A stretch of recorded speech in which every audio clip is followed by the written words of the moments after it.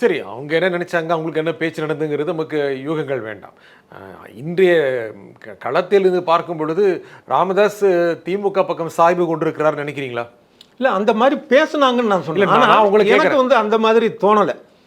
ஏன்னா, இப்ப கூட வந்து அவருடைய இது என்னன்னா, இந்த 10.5 இருக்கட்டும், இல்ல வந்து ஜாதிவாரி இடஒதுக்கீடா இருக்கட்டும், முதலமைச்சர் அவர் வலியுறுத்துறாரு.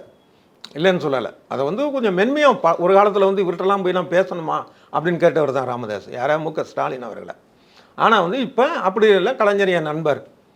அவர் பையன் தந்தையை மீறிய தனையன அதை செய்யணுங்கிறதெல்லாம் அந்த ஒரு வார்த்தை நயத்தோட அவர் பேசுறாரு. ஆனாலும் இதை வச்சுட்டு அவர் அங்கே போயிடுவாருன்னு சொல்ல முடியாது. என்ன காரணம் அப்படின்னா, அங்கே இருக்கிற ஒரு கற்பனையாக ஒன்று வச்சுக்கோம், ஒரு யூகமாக.